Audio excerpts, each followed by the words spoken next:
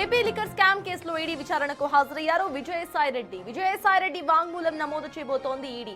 మద్యం పాలసీ రూపకల్పన, కోట్ల రూపాయల అవినీతిపై విచారణ చేయబోతోంది. మద్యం కుంభకోణంలో నగదు విదేశాలకు తరలింపు, షెల్ కంపెనీల అక్రమ ఏర్పాటుపై ప్రశ్నించబోతోంది.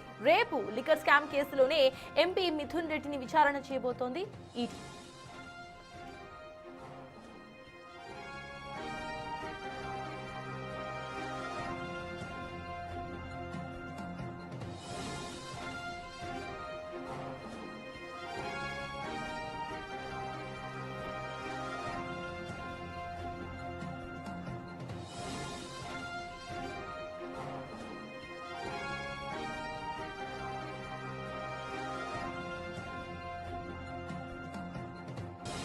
ఏపీ లిక్కర్ స్కామ్ కేసులో ఈడీ విచారణకు హాజరయ్యారు విజయసాయిరెడ్డి వాంగ్మూలం నమోదు చేయబోతోంది ఈడీ. మద్యం పాలసీ రూపకల్పన, కోట్ల రూపాయల అవినీతిపై విచారణ చేయబోతోంది. మద్యం కుంభకోణంలో నగదు విదేశాలకు తరలింపు, షెల్ కంపెనీల అక్రమ ఏర్పాట్లపై ప్రశ్నించబోతోంది. రేపు లిక్కర్ స్కామ్ కేసులోనే ఎంపీ మిథున్ రెడ్డిని విచారణ చేయబోతోంది ఈడీ.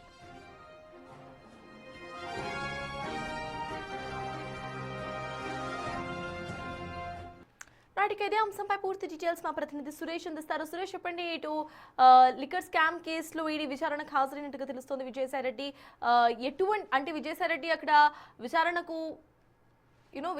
సరిగ్గా ఆన్సర్స్ ఇస్తున్నారా, లేకపోతే తెలియదు అనే ఆన్సర్సే వస్తున్నాయా? దానికి సంబంధించి ఈడీ ఏం మాట్లాడుతుంది, అప్డేట్స్ ఏంటి? ఏపీ లిక్కర్ స్కామ్లో ఈడీ విచారణకు రెండోసారి విజయసాయిరెడ్డి రావడం జరిగింది. కొద్దిసేపటి క్రితమే ఆయన ఈడీ కార్యాలయానికి వెళ్ళారు. ఆయన ఈ రోజంతా కూడా ఆయన స్టేట్మెంట్ రికార్డ్ చేయనున్నారు. ఎందుకంటే ఇప్పటికే విజయసాయిరెడ్డి లిక్కర్ స్కామ్కు సంబంధించి ఎక్స్ వేదిక కూడా స్పందించడం జరిగింది. నేను విజిల్ మ్యాన్ మాత్రమే అని చెప్పేసి కూడా ఆయన చెప్తూ ఎవరైతే లిక్కర్ స్కామ్కి సంబంధించి పాల్పడ్డారో వారికి సంబంధించిన పూర్తి వివరాలన్నీ కూడా వెల్లడించే అవకాశమే కనబడుతుంది. గతంలో ఢిల్లీ ఈడీ ఆఫీస్ కార్యాలయానికి వెళ్ళి అక్కడ విచారణ ఎదుర్కోవడం జరిగింది. ఇప్పుడు రెండోసారి హైదరాబాద్లో ఈడీ కార్యాలయానికి వచ్చి విచారణకు హాజరు కావడం జరిగింది. ప్రస్తుతం విజయసాయిరెడ్డి ఈడీ కార్యాలయంలోని రెండో అంతస్తుకి వెళ్ళడం జరిగింది. అయితే ఈ లిక్కర్ స్కామ్లో దాదాపు 3,000 కోట్ల రూపాయలు నిధులు పక్కదారి మళ్ళాయి. షెల్ కంపెనీలను ఏర్పాటు చేసి ఈ నిధులన్నీ కూడా మళ్లించారు. మనీ లాండరింగ్ జరిగిందనే కోణంలో ప్రస్తుతం ఈడీ దర్యాప్తు చేస్తుంది. అయితే ఇప్పటికే చాలా మందిని ఏపీ సిట్ అరెస్ట్ చేయడం జరిగింది. దాదాపు 51 మందిని నిందితులుగా ఈ కేసులో పేర్కొనడం జరిగింది. ఇప్పటికే 14 మందిని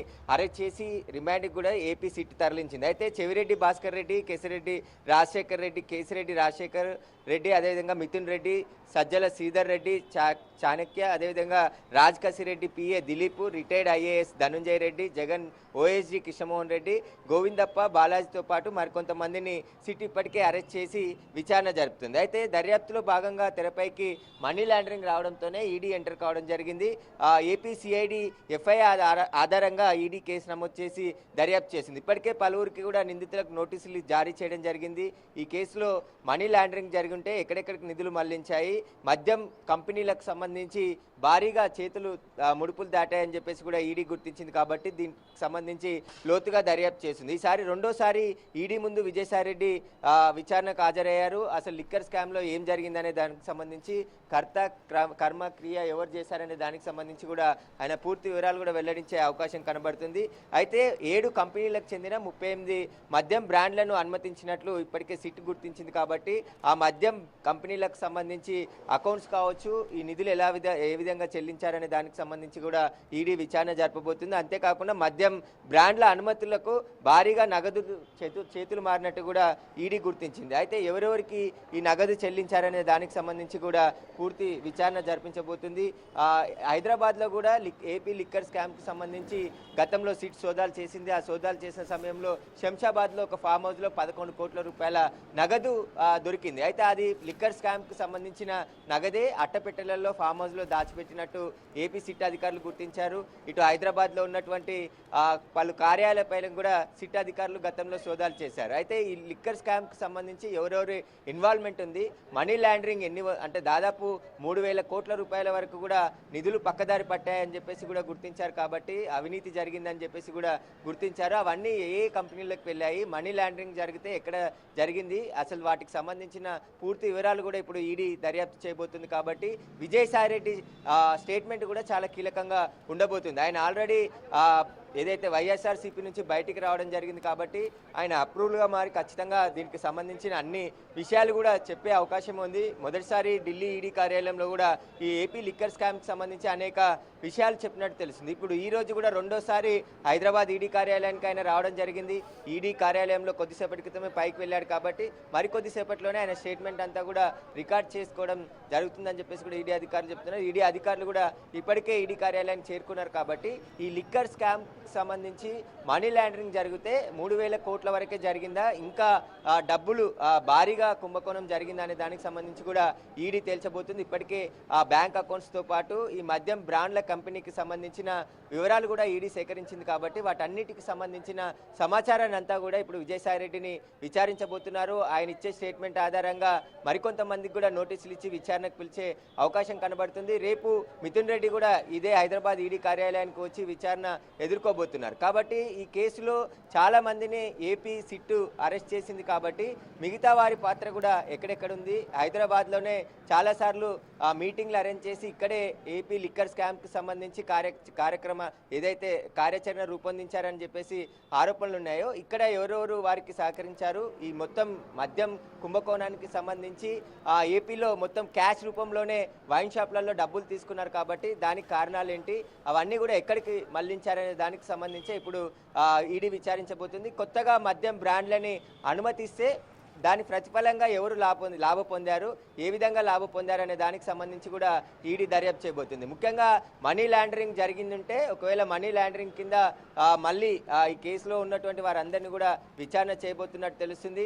ఇప్పటికే కొంతమందికి నోటీసులు కూడా జారీ చేసింది కాబట్టి అందులో భాగంగా ఒక్కొక్కరు ఈడీ ఎదుట హాజరు కాబోతున్నారు. ఈరోజు విజయసాయిరెడ్డి స్టేట్మెంట్ తీసుకున్న తర్వాత రేపు మిథున్ రెడ్డి కూడా ఈడీ ఆఫీస్కి రాబోతున్నారు కాబట్టి ఈయన ఇచ్చే స్టేట్మెంట్ కూడా ఈ కేసులో చాలా కీలకంగా ఉండబోతుంది. ఎందుకంటే ఏపీలో మద్యం కుంభకోణం జరిగింది అని చెప్పేసి ప్రభుత్వం ఏర్పడిన తర్వాత ప్రత్యేక సిట్ని ఏర్పాటు చేసి విచారణలో భాగంగా అనేక అంశాలు వెలుగులోకి వచ్చాయి. కాబట్టి దీనికి సంబంధించి కొత్త బ్రాండ్లని ఎందుకు అనుమతించాల్సి వచ్చింది, నకిలీ మద్యాన్ని కూడా ఏపీలో మద్యం షాపులలో అమ్మారని చెప్పేసి కూడా గుర్తించారు. కాబట్టి వీటన్నిటికి సంబంధించి కూడా దర్యాప్తు చేయబోతున్నారు. కాబట్టి ఈడీ దర్యాప్తులో కీలక అంశాలు బయటకు వచ్చే అవకాశం కనబడుతుంది. ఇప్పటికే 3,000 కోట్ల రూపాయలు అంటే డబ్బులన్నీ కూడా అవినీతి జరిగిందని చెప్పేసి గుర్తించారు. కాబట్టి దీంట్లో ఎవరెవరికి ఎంత వాటా వెళ్ళింది, ఎక్కడికి వెళ్ళింది, షెల్ కంపెనీలు ఏమైనా ఏర్పాటు చేశారా, ఆ డబ్బులన్నీ కూడా విదేశాల్లో ఏమైనా పెట్టుబడులు పెట్టారనే దానికి సంబంధించి ఇప్పుడు ఈడీ పూర్తి స్థాయిలో దర్యాప్తు చేస్తుంది.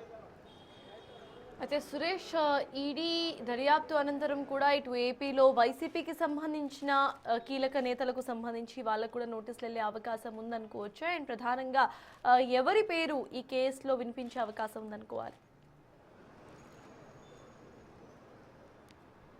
అంటే ఇప్పటికే ఏపీ సిట్ అధికారులు చాలా మందిని అరెస్ట్ చేశారు. అందులో దాదాపు 51 మందికి పైగా పేర్లని ఈడీ సిట్టు కేసులో సిఐడి కేసు ఎఫ్ఐఆర్ ఏదైతుందో దాంట్లో చేర్చడం జరిగింది. కాబట్టి దాంట్లో భాగంగానే ఇప్పుడు మరికొంతమంది పేర్లు బయటకు వచ్చే అవకాశం కనబడుతుంది. దీంట్లో చాలామంది పేర్లు ఉన్నాయి. ఎందుకంటే మిథున్ రెడ్డి ఉన్నాడు, చాలామంది వీరందరూ కూడా అప్పుడు ఏదైతే లిక్కర్ స్కామ్కి సంబంధించి చెవిరెడ్డి భాస్కర్ రెడ్డి, కేసిరెడ్డి, రాజశేఖర్ రెడ్డి వీళ్ళు చాలా కీలక పాత్ర పోషించారు లిక్కర్ స్కామ్లో. మిథున్ రెడ్డి, సజ్జల శ్రీధర్ రెడ్డి, చాణక్య, అదేవిధంగా కేసిరెడ్డి, పిఏ దిలీప్, అదేవిధంగా రిటైర్డ్ ఐఏఎస్ ధనంజయ్ రెడ్డి కూడా ఉన్నాడు. కాబట్టి జగన్, ఓఎస్జీ కృష్ణమోహన్ రెడ్డి, గోవిందప్ప, బాలాజీతో పాటు మరికొంతమందిని సిట్ అరెస్ట్ చేసింది. అయితే మొత్తం 51 మందిని ఇందులో నిందితులుగా చేర్చారు. కాబట్టి ఎవరెవరి పాత్ర ఎంతవరకు ఉందనే దానికి సంబంధించి సిట్ ఇప్పటికే దర్యాప్తు చేసింది. ఆ దర్యాప్తుకు సంబంధించిన వివరాలు కూడా ఈడీ అధికారులు తెప్పించుకోవడం జరిగింది. వాటన్నిటిని ముందుంచి విచారించే అవకాశం ఉంటుంది. ఇప్పుడు విజయసాయిరెడ్డి చెప్పే స్టేట్మెంట్ కూడా ఈ కేసులో చాలా కీలకంగా ఉండే అవకాశం కనబడుతుంది. గతంలో ఆయన వైసీపీ ప్రభుత్వంలో చాలా కీలకంగా వ్యవహరించాడు.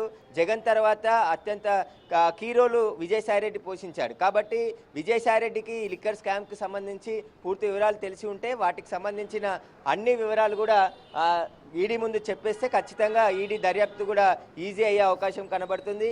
ఎవరెవరికి ఎంత వాటా వెళ్ళింది, ఈ మద్యం బ్రాండ్ల అనుమతులకు సంబంధించి భారీగా డబ్బులు చేతులు మారాయని చెప్పేసి కూడా ఈడీ గుర్తించింది కాబట్టి అవి ఎవరెవరికి మారాయి, ఎవరెవరు ఎంత తీసుకున్నారనే దానికి సంబంధించి కూడా విజయసాయిరెడ్డిని ప్రశ్నించే అవకాశం కనబడుతుంది.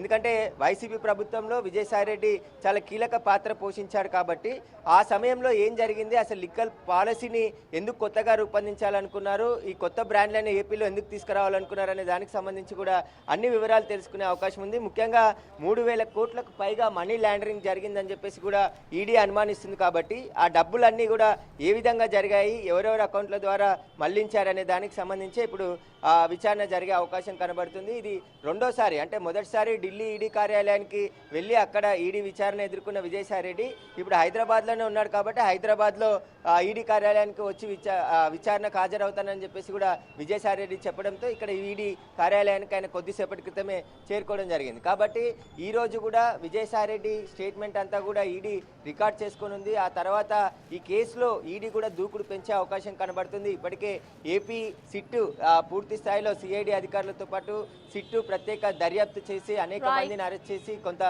నగదును కూడా సీజ్ చేసింది. కాబట్టి ఈ హైదరాబాద్తోనే ఈ ఏపీ లిక్కర్ స్కామ్ అంతా కూడా ముడిపడి ఉండడంతోనే హైదరాబాద్లో కూడా గతంలో ఈ సిట్ సోదాలు చేసి అనేక చోట్ల సోదాలు చేయడం జరిగింది. నిందితుల ఇళ్లలో కూడా సోదాలు చేసి భారీగా అంటే ఈ లిక్కర్ స్కామ్కి సంబంధించిన డాక్యుమెంట్స్తో పాటు నగదును కూడా గుర్తించింది. కాబట్టి ఇప్పుడు ఈడీ ఎంటర్ కావడంతో ఈడీ కూడా దర్యాప్తు వేగం చేసింది. అందులో భాగంగానే ఈ కేసులో ఉన్నటువంటి నిందితులందరికీ కూడా ఒక్కొక్కరికి విచారణకు పిలుస్తున్నట్టు తెలుస్తుంది. కాబట్టి ఇప్పుడు విజయసాయిరెడ్డి చెప్పే అంశాలన్నీ కూడా ఈడీ దర్యాప్తుకు కీలకంగా ఉండబోతున్నాయి. ఎందుకంటే ఆయన అప్రూవల్ అంటే గతంలో కీలక రోల్ ఉన్నారు కాబట్టి ఇప్పుడు ఆ వైసీపీ నుంచి బయటకు వచ్చాడు కాబట్టి చాలా కీలక విషయాలే ఆయన వెల్లడించే అవకాశం ఉంటుంది. ఈడీ స్టేట్మెంట్ అంతా కూడా ఆయన రికార్డ్ చేసుకున్న తర్వాత ఫర్దర్గా రేపు మిథున్ రెడ్డిని కూడా విచారించేందుకు సిద్ధమవుతుంది ఈడీ.